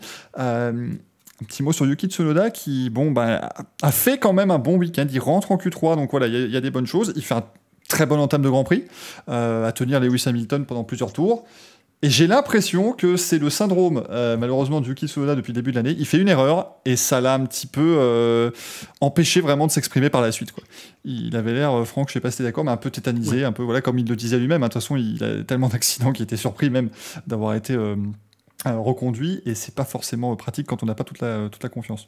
Non, il avait un très bon début de week-end, effectivement, comme je dis, en Q3, donc. Ça faisait un petit bout de temps qu'on l'avait pas vu à ce niveau-là. Bon, ça reste encore assez loin de Pierre, mais ça allait mieux sur ce week-end-là. Le début de course aussi très, très prometteur sous la pluie. Voilà, c'est des conditions qui sont pas évidentes. Il avait jamais roulé. Il est allé à l'arrivée, donc sous la pluie, il a fait effectivement une erreur qui, à mon avis, l'a tétanisé pour la suite de la course. Alors qu'il avait réussi effectivement à résister à Lewis pendant 2 ou 3 tours, je crois, c'est ça. Le temps que Lewis effectivement trouve la trajectoire magique à l'extérieur du virage 3 ou 4 et le passe. Mais Non, voilà, c'est ça. C'est dès qu'il y a une petite erreur, dès qu'il y a quelque chose qui ne va plus, je sais pas s'il a peur de se faire taper sur le doigt par Helmut ou je ne sais pas. Voilà, c'est le conseil de discipline toujours le lundi matin chez Red Bull, donc voilà. Non, c'était voilà, mais ça allait mieux quand même. Ça allait mieux que sur les dernières courses, donc c'est en train de repartir dans le bon sens, je pense pour Tsunoda, qui s'est équipé d'un simulateur à la maison maintenant. Peut-être que ça va tout changer. C'est ça. ça se trouve, c'est un Logitech G25. Voilà, on ne sait pas, on n'a pas l'idée précise du setup. Hein, mais c'est vrai que oui, voilà, je ne suis pas effectivement certain, sauf si Amazon Basics, on me dit. Sauf s'ils arrivent à avoir exactement justement les mêmes logiciels qu'ils utilisent au simulateur Afenza, mais c'est pas tout à fait certain. Et, voilà, ce ne sera pas forcément la même chose.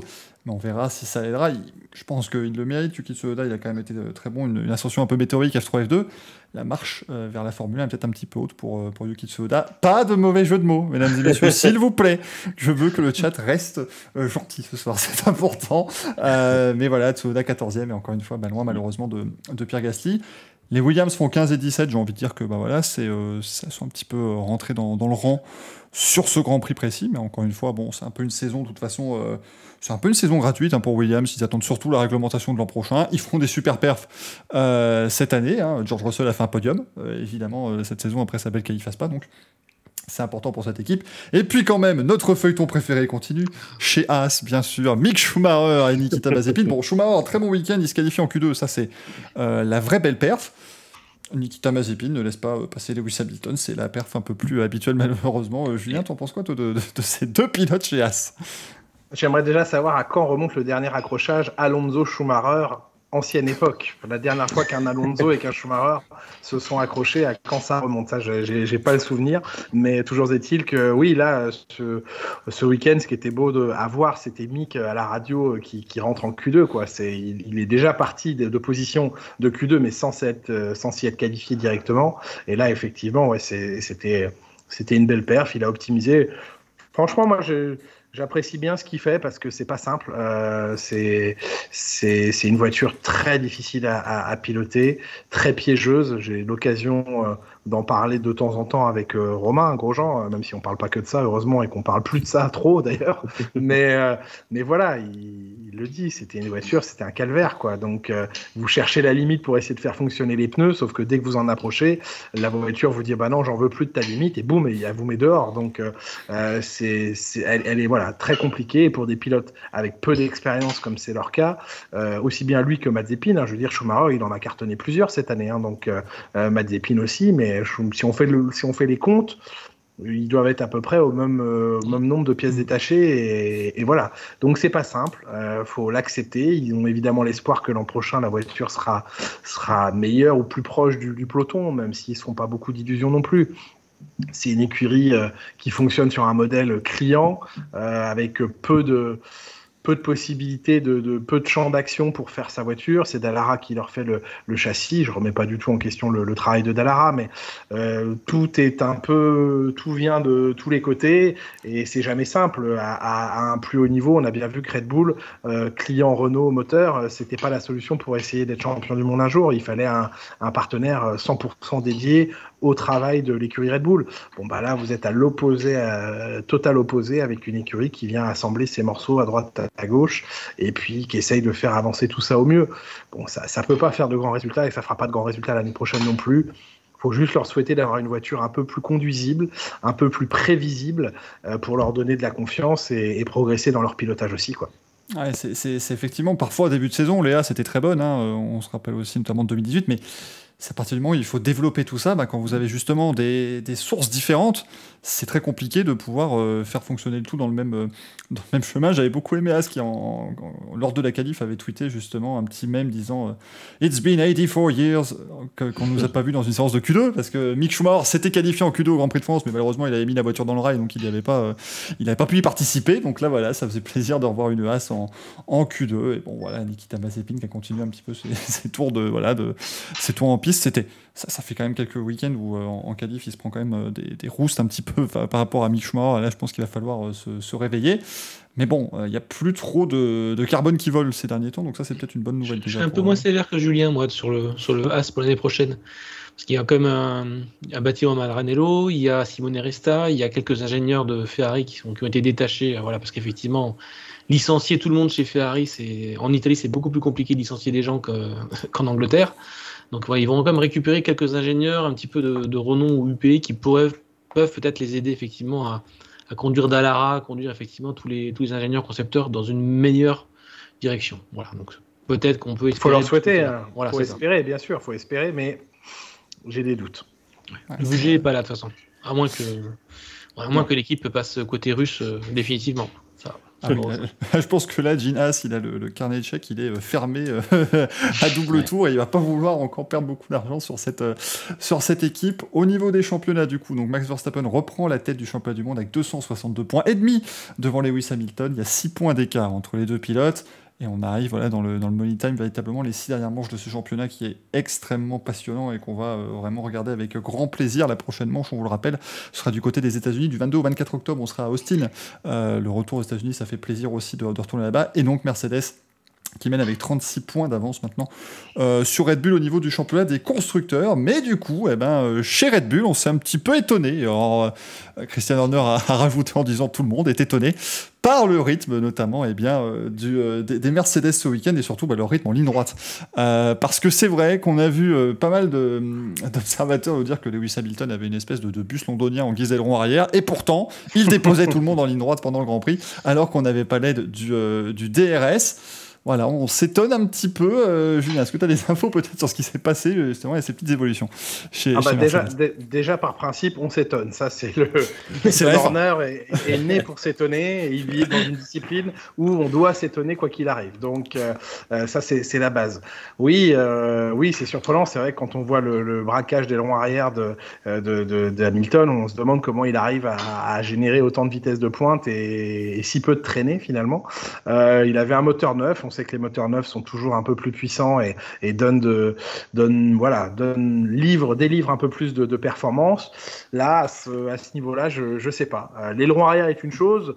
Après, il y a d'autres endroits qu'on surveille un peu moins sous le capot au niveau de la circulation de l'air qui peut aussi aider. Hein. C'est pas seulement l'aileron arrière qui freine une voiture. L'air traverse aussi des pontons, une prise d'air et circule de manière plus ou moins importante sous la carrosserie. Et ça, ce sont des zones évidemment ô combien importantes sur une monoplace. Maintenant, est-ce que c'est simplement le fait que le moteur était neuf? Est-ce qu'ils ont réussi à améliorer sous le sceau de la fiabilité? On sait que les évolutions ne sont pas autorisées une fois que la première évolution par rapport à l'année dernière, une fois qu'elle est faite, il n'y a plus le droit d'en faire, sauf sous le sceau de la fiabilité. Donc, qu'est-ce qui rentre dans le cahier des charges de la fiabilité ou de la sécurité? Est-ce qu'ils ont réussi à faire passer sous le sceau de la sécurité ou de la fiabilité des évolutions qui ont vraiment apporté quelque chose?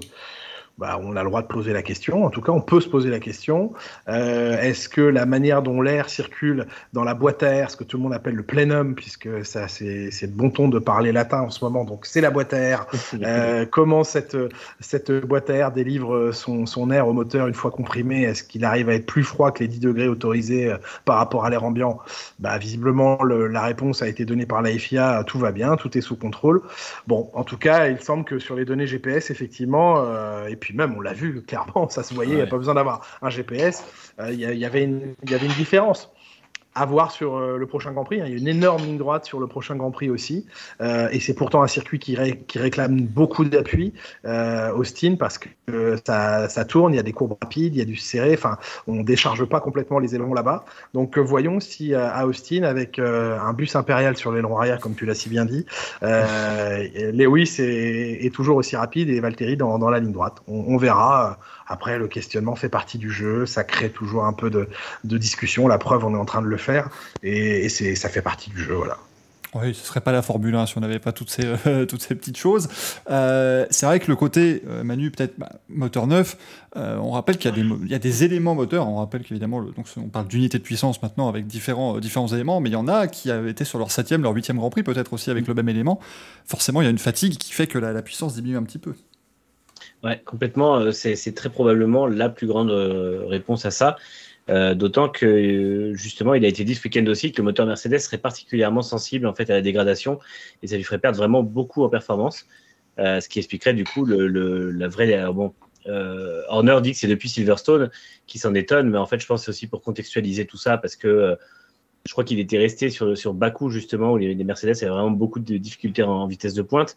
Et là, on est sur complètement une autre dynamique, mais en fait, c'est aussi possible que Mercedes ait trouvé des bons réglages, des réglages aéros qui fonctionnent mieux et provoquent moins de traînées, ce qui permet aussi d'augmenter la vitesse. Et là, avec un moteur neuf, la voiture a été littéralement transfigurée. Maintenant, c'est vrai que ça a étonné, mais c'est largement possible que ce soit dû à ce moteur-là et que Mercedes, vu qu'Hamilton devait remonter, n'ait pas hésité une seule fois à mettre tous les modes au maximum, enfin toute la puissance au maximum, quoi. Il fallait de toute façon qu'il puisse donc il fallait qu'il remonte et il n'y avait pas le choix. Il y a eu beaucoup de... Pardon. Ouais, vas-y. Non, il y a eu beaucoup d'échanges radio entre Lewis et son ingénieur sur les maps.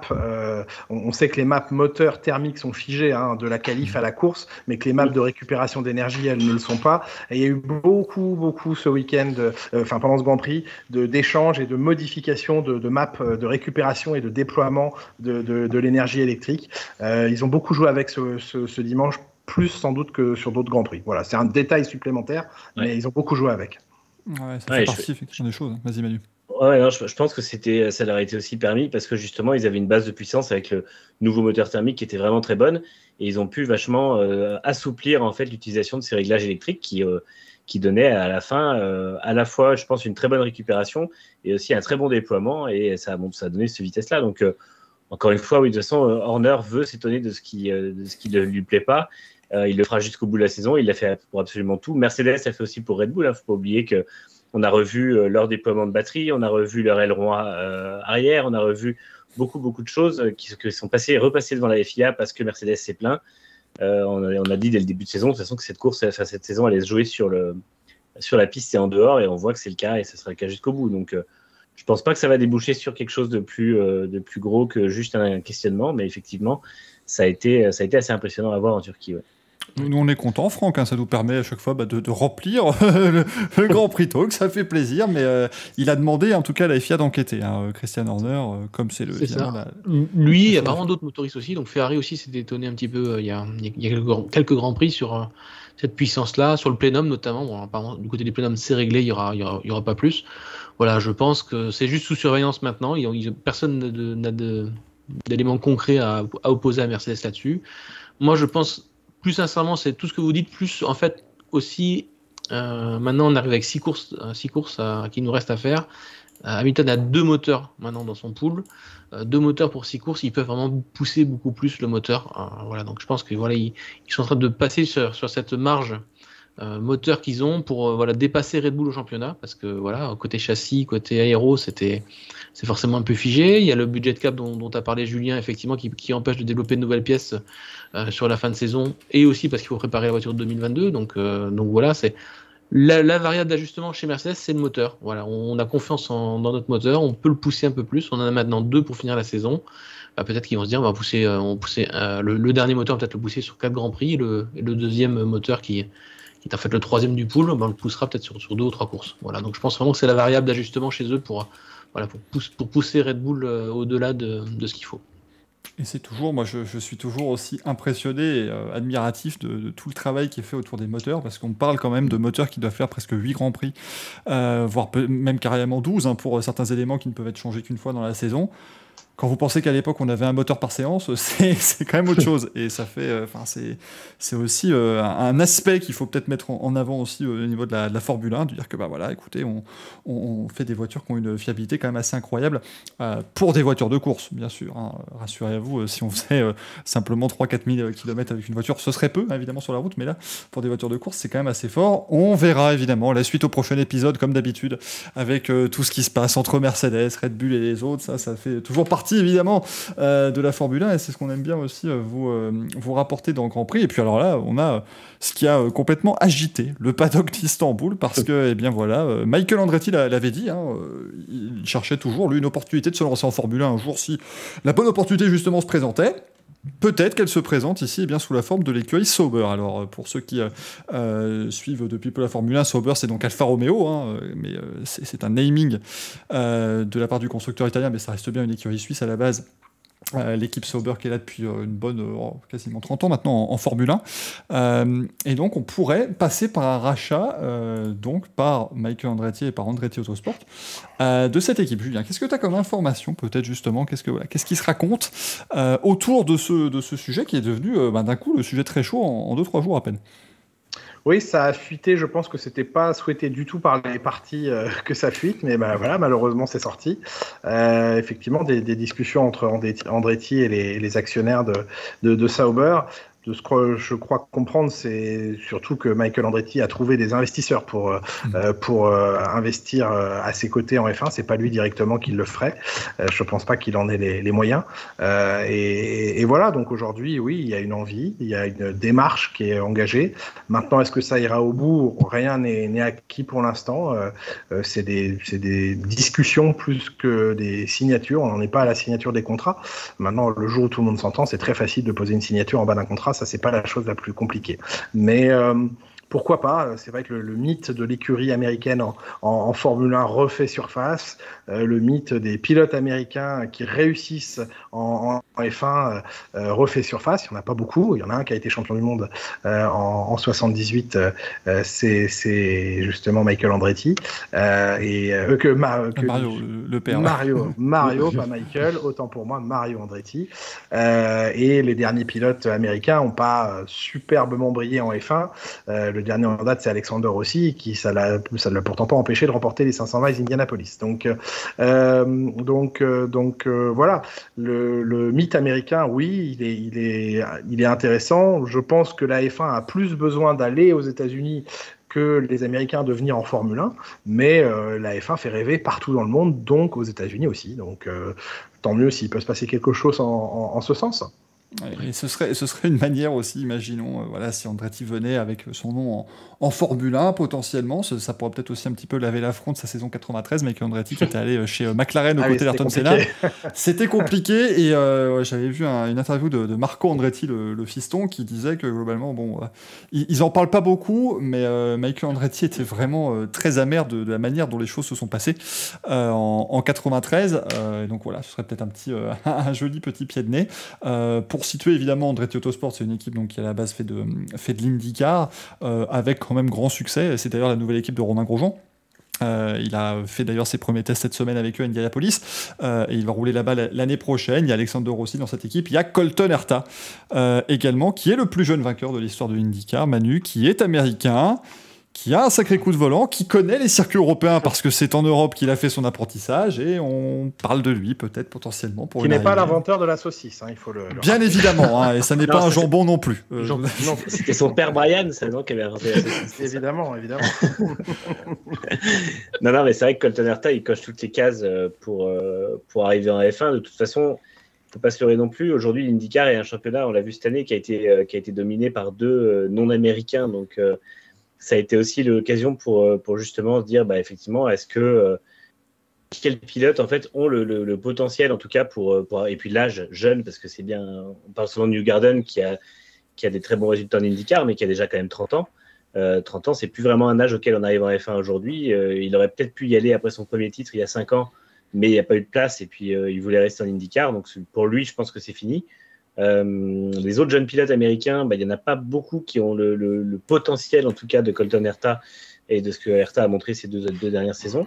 Et effectivement, il va falloir, si Andretti veut vraiment investir via son consortium Andretti Investments et arriver en F1, la solution la plus évidente, c'est celle-là. Il est déjà sous contrat avec Colton Herta. S'il veut aller en F1 et amener un pilote américain, ce sera lui. Après, la question, c'est de savoir si Herta le veut. Je pense qu'à son âge, il a quand même envie de tester la F1. Si ça se passe mal, il pourrait toujours retourner aux États-Unis.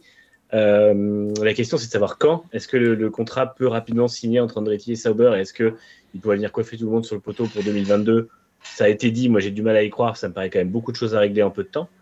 Et l'autre question, c'est est-ce que cet investissement-là pourrait se faire au détriment derrière de pilotes qui étaient cités comme rumeurs chez Sauber, comme Pourchaire ou Zhou ou même Piastri récemment, comme l'a dit Frédéric Vasseur. Donc ça fait beaucoup de questions et c'est vrai que même si tout semble vouloir se faire rapidement et on voit qu'il va leur parler à Austin, j'ai du mal à penser que ça s'active assez vite pour que ça chamboule les plans de Sauber, en tout cas au moins en 2022. Quoi. Ah, puis c'est aussi, est-ce que, je te passe la parole juste après Franck, mais est-ce que c'est aussi intelligent pour Michael Andretti d'aller prendre Herta aussi tard dans l'intersaison, de peut-être diminuer aussi le potentiel de son équipe d'IndyCar, parce qu'on vous rappelle que depuis 2 ans dans son équipe, il n'y a qu'un seul pilote qui gagne, c'est Colton Herta. Et certes, évidemment, Romain Grosjean a été très bon cette saison et on pense que ce serait une recrue de choix avec Olivier Boisson, mais voilà, c'est aussi un petit peu son assurance tout risque, Colton Herta actuellement. Franck, t'en penses quoi, toi, tout cela? Moi, j'en pense que s'il y a une opportunité, que Liberty Media peut avoir une équipe américaine solide en Formule 1, les choses vont s'activer en coulisses. Parce que clairement, Liberty, il ne faut pas oublier que c'est des Américains. Ils ont envie de développer le sport aux États-Unis et avoir le nom Andretti en Formule 1 en tant qu'équipe, pour eux, ce serait du pain béni. Donc, si effectivement il y a quelque chose qui est en train de se tramer en coulisses, je pense qu'on peut compter sur la FOM, enfin plutôt Liberty Media, pour aider à ça. Après, c'est effectivement compliqué de balancer, je pense, Colton Herta en F1 dès 2022 aussi. Si l'affaire se fait, je pense qu'il faut peut-être attendre une année en plus, le temps que tout se mette en place. Aussi, c'est pas, voilà, il faut pas non plus être trop précipité, ce qui peut aussi expliquer pourquoi Frédéric Vasseur ne cherche pas à signer forcément sur plusieurs années pour le deuxième pilote. Je pense que Valtteri Bottas, lui, serait pas menacé du tout si Andretti rachetait l'équipe. Au contraire, ça serait bien d'avoir un pilote solide et de référence expérimenté. Maintenant, effectivement, avoir un Guan Yu Zhou pendant 3 ans à côté de Valtteri Bottas, alors qu'Andretti reprend le bébé, je suis pas certain que ça plaise beaucoup à Andretti. Donc c'est pour ça aussi que les choses traînent. En tout cas, ce qui est sûr, c'est que Frédéric Vasseur, qui démentait fermement au milieu de l'été, ne l'a pas fait du tout en conférence de presse de la FIA vendredi. Voilà, il a posé la question aux actionnaires, voilà, clairement. Donc c'était pas du tout démenti. C'était en gros, c'est pas dans mes mains. Donc ce qui veut bien dire qu'effectivement il se passe quelque chose. Mais moi, voilà, effectivement, si on peut avoir le nom Andretti en F1, ce serait génial pour le sport, quoi. Ce serait génial pour les États-Unis, ce serait génial pour Sauber aussi, parce que faut rappeler quand même que Sauber a re-signé avec Alfa Romeo des contrats d'1 an renouvelables. C'est pas un engagement ferme d'Alfa Romeo sur plusieurs années. Donc peut-être que Sauber de ce côté-là, du coup, comme on en parlait aussi il y a quelques semaines, Sauber cherche peut-être aussi une porte de sortie. Voilà, puisque Alfa Romeo veut pas mettre des billes sur la table pendant 5 ans, et ben on va chercher une autre solution ailleurs.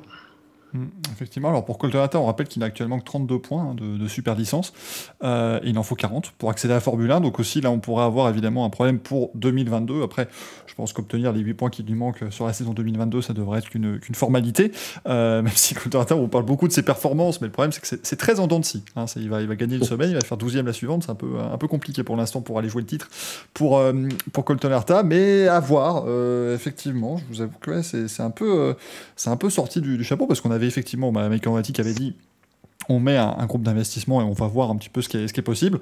Maintenant que ça se fasse dès 2022, ça peut être assez précipité, mais quid justement, Julien, du nom Alfa Romeo, parce que donc ils ont re-signé, le contrat 2022 est mis en place pour qu'Alfa Romeo reste en Formule 1. Comment est-ce qu'on pourrait se sortir de cette situation? Parce que si Andretti vient, est-ce qu'il accepterait de faire 1 an sous le nom d'Alfa Romeo? Je suis pas certain. Je sais pas, il faut savoir que Alfa Romeo, ils ont signé pour 3 ans normalement, hein. Pour la première fois, ils n'ont pas signé un contrat d'1 an, et c'est un sponsor plus qu'autre chose. Donc je pense que là, on parle d'actionnariat pur et dur dans l'entreprise, dans la firme Sauber, dont fait partie l'écurie, mais il n'y a pas que cette activité-là. Donc la priorité sera donnée à celui qui va vraiment investir le plus, et peut-être en l'occurrence ce serait les investisseurs américains. Donc tout est possible. Alpha pourrait rester sur les carrosseries comme sponsor. Il y a un lien évidemment avec Ferrari et l'utilisation du moteur Ferrari en Italie. Mais vraiment, c'est trop tôt, je pense. Les discussions sont encore un peu prématurées. Et encore une fois, je pense que pour tout le monde dans ce projet, l'information est sortie un peu trop vite, quoi. Ouais, c'est ça. C'est souvent le cas en Formule 1. C'est vrai que pour garder une information secrète, c'est pas toujours simple. Très clairement. Après, s'ils veulent absolument un pilote américain, Michael Andretti, il a travaillé en rallycross avec Scott Speed. Voilà. Écoutez, il connaît la Formule 1. Il a recruté Franz Tost aussi. C'était bien entendu à l'époque. Ouais, c'est. Il a mis un point d'honneur à ce que la chose se termine, Franz Tost avec Scott Speed. Non mais voilà, Scott Speed, quelqu'un d'affable, de très sympathique. Bon voilà, il serait très adorable. Ah, c'est une crème. Il est absolument formidable. Alors, il met Tanner Faust et puis là, ce sera un peu plus spectaculaire. Mais bon, je pense qu'effectivement, si on veut voir des Américains en Formule 1, ça va être un peu compliqué. Pour tout vous dire, on parlait peut-être même plus de Pato Howard en milieu de saison d'IndyCar, qui est gagné avec McLaren, qui lui peut-être avait ses chances pour les années. Un phénomène lui. Pato Howard, c'est un pilote incroyable, vraiment. C'est troisième du championnat donc cette année. Il jouait le titre jusqu'à la dernière manche face à Alex Palou, le jeune pilote espagnol qui donc est devenu champion IndyCar. Il nous reste un petit quart d'heure, messieurs, et je vais proposer au chat, mon cher Julien, si ça te va, de voir un petit peu les questions que vous auriez aimé poser à Julien Febro. Moi, j'en ai une, véritablement, qui me taraude depuis hier. J'ai fait un petit stream fin 2021. Moi, je veux savoir qu'est-ce que ça fait de pouvoir commenter aux côté de Nicolas Martin, la légende. C'est quand même incroyable. Nicolas Martin, c'est comme le Stig. On n'a rien le droit de dire sur lui. On ne peut rien dire. Donc voilà, on sait que c'est un très bon consultant et que voilà. Non, déjà moi je suis très heureux de faire la voix du jeu Formula One 2021 entre autres et de poursuivre l'aventure avec Codemasters parce que c'est une expérience en soi très intéressante à vivre. C'est beaucoup d'heures d'enregistrement, c'est beaucoup de temps en studio, c'est beaucoup de scénarios couverts pour que les joueurs puissent être champions du monde avec une Haas dès 2021. Donc il y a on couvre beaucoup de scénarios. Je pense que un joueur entendra jamais la totalité des phrases que j'ai enregistrées parce qu'il y en a qui lui serviront jamais quoi. Mais puis il y a un mode carrière et histoire cette année qui est un peu différent. Donc ça a renouvelé un peu le jeu, avec un scénario un petit peu plus à l'américaine et une bataille assez incroyable. Mais c'est vrai que nous, quand on reçoit les textes, déjà moi je les réadapte en français parce que les textes sont d'abord écrits en anglais, sont traduits par des gens dont c'est le métier, les traducteurs, mais qui ne connaissent pas le sport automobile. Donc ils traduisent des mots des fois qui n'ont pas grand-chose à voir avec le sport auto. Donc je refais tout ça à ma sauce et c'est vrai que des fois je reçois les textes et je me dis mais qu'est-ce qui va se passer dans le scénario pour que j'ai cette phrase à dire dans le mode histoire. Mais voilà, donc c'est très drôle à faire et Nicolas Martin remplit très bien son rôle à mes côtés. Voilà. C'est un exercice qui était facile à appréhender la première année, c'était à 3-4 ans maintenant je crois que... oui, je sais même plus à quand ça remonte, c'était bien la... 19, 20, 18, je pense que c'est la 4e année que je l'ai fait là. Ouais. La première année, en fait, je perdais ma voix très vite. Alors autant je la perds pas sur un week-end de Grand Prix et pourtant il m'arrive de monter un peu en régime, mais sur ça c'était des intonations particulières et comme j'avais jamais fait cet exercice, je m'étais un peu laissé emporter par une mauvaise technique vocale et donc ma voix elle me lâchait un peu trop tôt et on faisait des grosses séances de travail, on faisait des séances de 4 heures par journée de travail et on en a fait longtemps. La première année j'ai dû enregistrer une 50aine d'heures de voix, donc sur plusieurs séances évidemment. Mais oui, non, c'était une découverte et puis après on se prend au jeu et puis on se laisse aller pour essayer d'être à peu près naturel et voilà. Moi je suis pas comédien, je suis journaliste, donc il faut trouver un ton assez juste pour que ce soit quand même valable pour le joueur et qu'il me retrouve tel qu'il me connaît sur Canal+ aussi quoi. Ouais. Je rebondis, est-ce qu'on t'a demandé d'enregistrer Mick Schumacher perd son titre de champion du monde pour dépassement de budget cap? Je ne peux rien dire. Maintenant, des gens, ils vont éteindre le live à la fin et puis ils vont tous aller chercher dans les fichiers du jeu. Ils vont dire mais elle est où cette phrase? C'est assez incroyable. Il y a quelques, comment on appelle ça, des Easter eggs de cachés dans le jeu peut-être. Voilà. On a RSF qui nous demande quelles sont les news au sujet du moteur Renault 2022. Ah bon, on pose les vraies questions. Nous, hein. Comment ça se passe chez Viry, à Viry-Châtillon? Il fait 1500 chevaux, il est incroyablement fiable, ils n'en utiliseront qu'un l'année prochaine. Voilà. Non, je sais pas, je crois savoir, mais le problème c'est qu'à cette époque de l'année, tout le monde est persuadé d'avoir fait du très bon travail. Donc la seule épreuve, ce sera la piste qui les départagera. Mais voilà, non, Renault, pour l'aspect Viry-Châtillon moteur, a bien bossé ces dernières années, a vraiment réussi à rehausser son niveau de jeu sur l'unité de puissance. Et il n'y a pas de raison qu'il soit pas dans le coup l'année prochaine. On est encore une fois sur des années de convergence de performance et Renault, le moteur français, sera dans le coup l'année prochaine. Il n'y a aucun doute là-dessus. Je pense que la question était plus par le fait qu'en fait ils ont gelé pendant un an, ils n'ont pas du tout développé cette année en fait. Oui, complètement. Ils ont fait des choix, hein, absolument. Mais avec la dernière évolution autorisée l'année prochaine, on devrait de toute façon avoir une convergence des différentes performances. Moi, je vois que c'est qui nous demande, est-ce qu'on aura de nouveau Romain Grosjean en commentaire sur Canal cette année, vu que il est peu occupé par l'IndyCar maintenant, très clairement. Pour l'instant, je suis pas en mesure de vous donner la réponse, mais il va réapparaître très rapidement. Ah. Voilà, c'est tout ce que je peux vous dire. Ça fait plaisir. Vas-y, Amélie. Non, j'avais une question, c'est quelqu'un sur le forum de Next Gen Auto qui nous a posé la question. Est-ce que ton travail a été compliqué par le fait d'être en studio à Paris, ou est-ce que le fait d'avoir quand même des journalistes sur place, ça permet, toi, au moment de commenter les séances, d'avoir justement la même facilité, les mêmes infos et la même fluidité par rapport à ce qui se passe et ce genre de choses? Non, pour être honnête, c'est difficile de ne pas être sur place. En plus, ça commence à faire un moment. Alors heureusement, on a pu aller sur plusieurs Grands Prix cette année. On en a fait 5 sur place cette année, Grand Prix de France, Grand Prix de Grande-Bretagne et puis les 3 de la rentrée Belgique, Pays-Bas, Italie. Mais c'est difficile. Moi, mon métier, je le conçois en étant sur le terrain parce que c'est là que depuis 17 ans, j'apprends des choses, je rencontre des gens, je ressens les choses et que je peux m'imprégner de plein de choses pour mieux les rendre. Donc voilà, il est temps qu'on reparte sur le terrain. Pour autant, on essaye de faire le meilleur travail possible et heureusement que cette situation très difficile pour tout le monde arrive après 17 ans de carrière plutôt qu'à ma première année, parce qu'évidemment aujourd'hui mon réseau de connaissances et d'informateurs est beaucoup plus étendu qu'il ne l'était quand j'ai débuté en 2005. Donc j'ai pu appeler des gens, envoyer des messages aux gens, mais ça ne remplace jamais la présence et le rapport de discussion réel. Il y a des tas d'informations que des informateurs n'ont pas du tout envie de laisser par écrit sur des téléphones. Donc il y a des infos qu'on échange que quand on se voit et qu'on se parle et qu'il n'y a pas de micro, il n'y a pas de téléphone. Voilà, ça fait partie de mon travail aussi. Donc c'est pas simple, mais on fait le maximum, on se donne à fond à l'antenne, on joue au maximum avec notre réseau et puis on a sur place Laurent Dupin, Margot Lafitte, Franck Montagny, Thomas Sénécal à tour de rôle, qui évidemment avec lesquels je suis en contact en permanence et qui me rapportent aussi de l'info. Donc au final, on s'en sort, mais c'est une solution bancale et on espère qu'elle va vite s'arrêter, déjà parce que ce sera une bonne nouvelle pour tout le monde, globalement. Et puis dans notre métier, de manière un peu plus égoïste, on sera aussi très heureux de retrouver le terrain. Est-ce qu'il y a quand même eu avec cette situation des points positifs, des nouvelles peut-être façons de travailler, de traiter l'info qui en sont ressortis?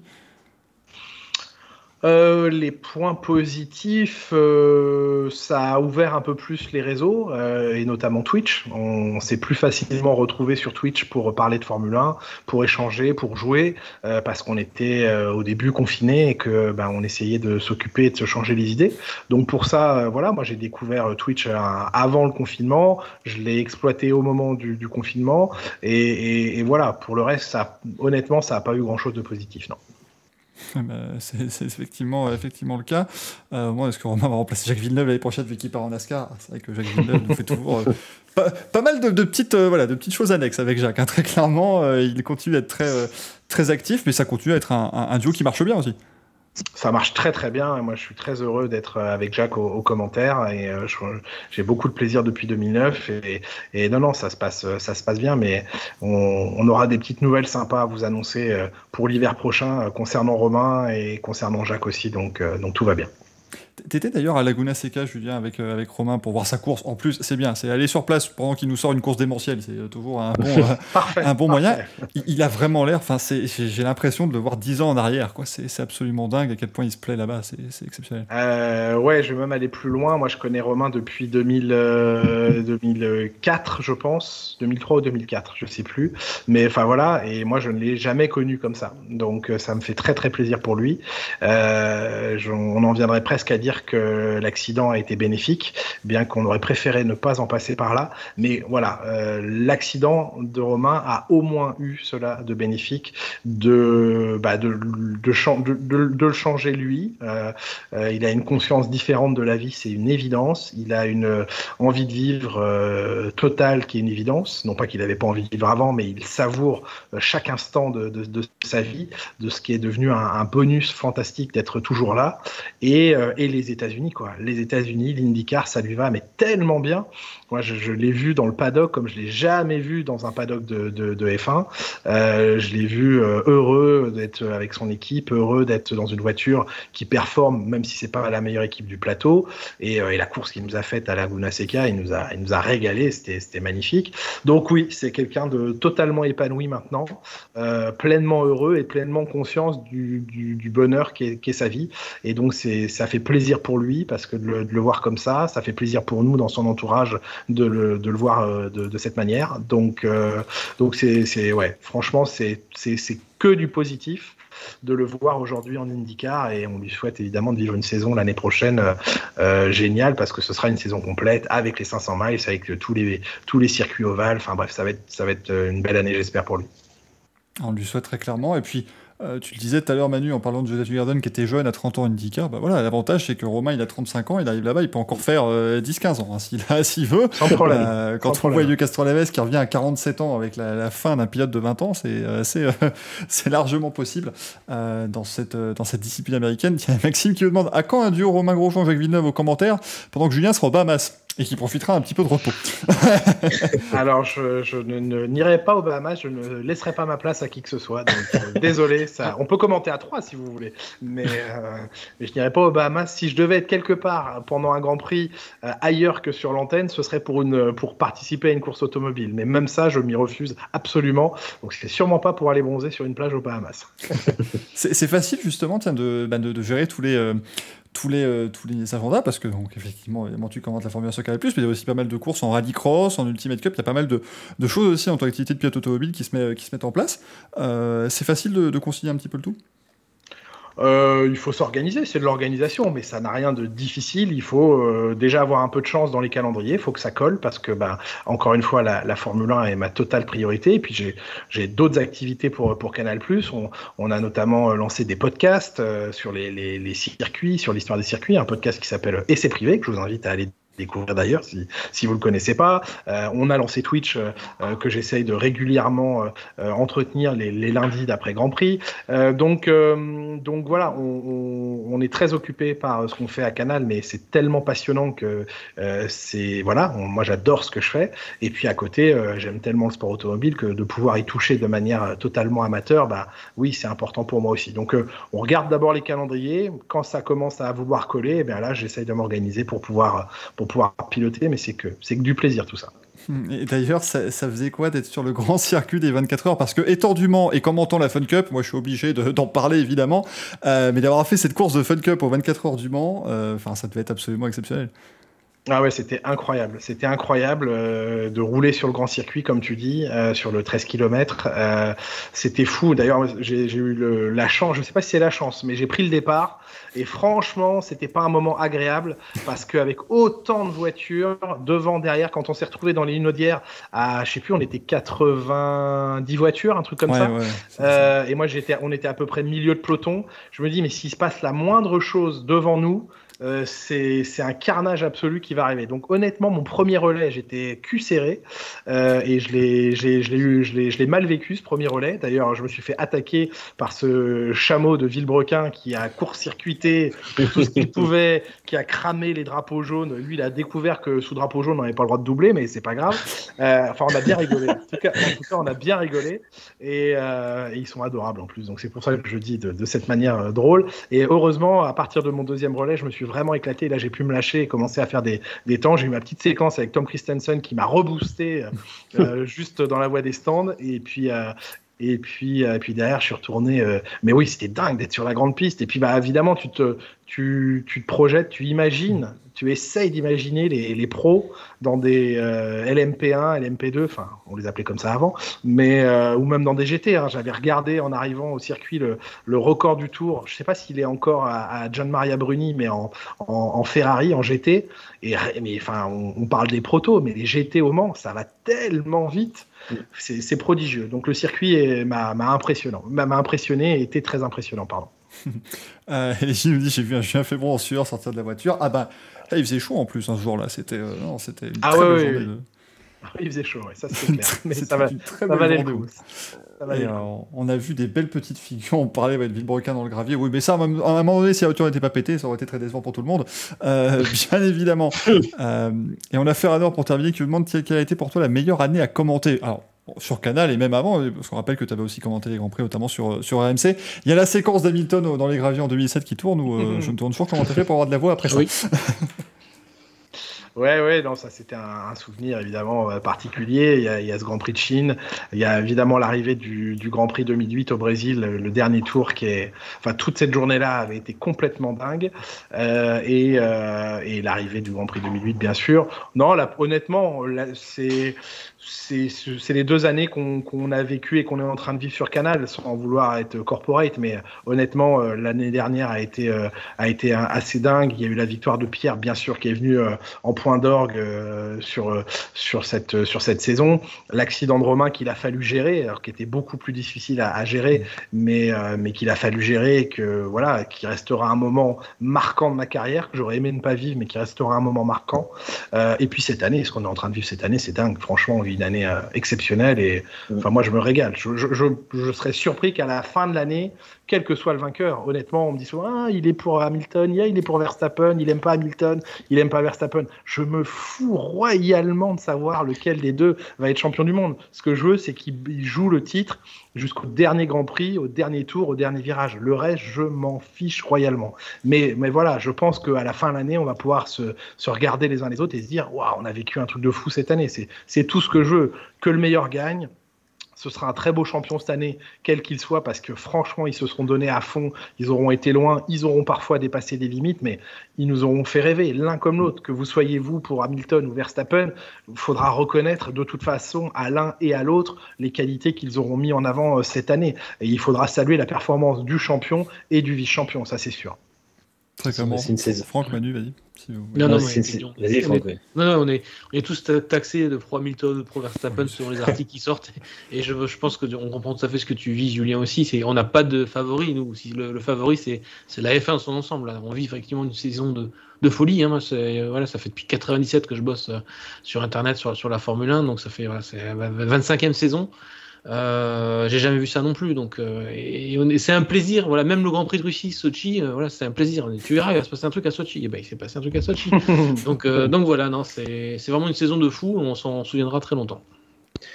Ouais, non, j'allais rajouter, j'espère que les gens réaliseront à la fin de saison en fait le niveau auquel les deux, parce qu'on parle surtout d'Hamilton et Verstappen, ont été tout le long de la saison en fait. C'est-à-dire que ils ont été tous les week-ends présents en qualif, en course à un niveau vraiment exceptionnel, où ils ont fait vraiment littéralement de l'ombre à tout le reste du peloton, qui était pourtant très très bon aussi. Et finalement, ça fait longtemps qu'on n'avait pas vu des champions aussi, un futur champion, parce que ce sera un des deux, aussi combatif, et qui a eu autant besoin de se dépasser et d'aller au bout. Et moi, du coup, j'ai une dernière question pour Julien, parce que tu dis peu importe le champion, mais quand même, ce qu'on veut savoir, c'est ton pronostic aussi. Qui tu vois champion du monde?